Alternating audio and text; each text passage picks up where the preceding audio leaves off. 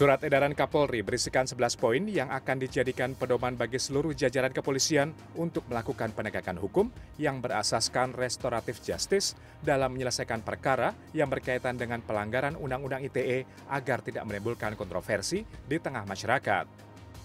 Sejumlah poin dalam pedoman ini seperti mengedepankan upaya preventif dan preemptif melalui virtual police di media sosial untuk memberikan edukasi kepada masyarakat terkait pelanggaran Undang-Undang ITE.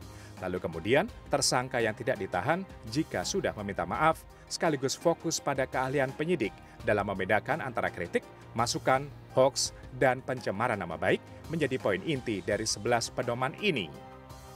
Berikutnya adalah hukum pidana merupakan upaya terakhir dalam penegakan kasus dari setiap perkara ITE. Pengamat hukum pidana Universitas Trisakti, Abdul Fikar Hajar menilai langkah Kapolri menerbitkan surat edaran ini dengan menerapkan asas restoratif justice adalah upaya yang baik dalam menghadirkan keadilan.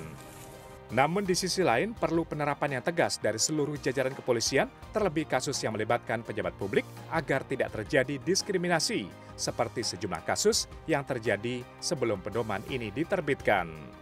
Intinya kalau saya, cobalah intinya SE itu adalah menerapkan kehati-hatian sebenarnya, ya, prudensial spirit sebenarnya, spirit kehati-hatian dalam menerapkan Undang-Undang ITE agar tidak menyebabkan kerusuhan di masyarakat.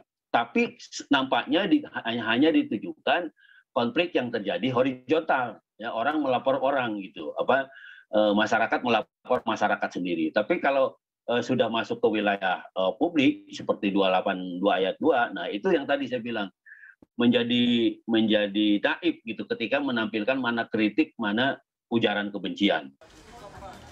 Kehadiran pedoman Kapolri ini juga belum memberikan rasa aman bagi masyarakat untuk berpendapat. Pedoman ini dinilai tidak akan memberikan dampak signifikan jika revisi Undang-Undang ITE tidak segera dilakukan. Mungkin di beberapa lapisan masyarakat dampaknya akan berbeda ya. Kalau di warga biasa kayak gue gitu, mungkin kalau misalnya ada peringatan seperti itu akan membuat gue lebih was-was daripada biasanya.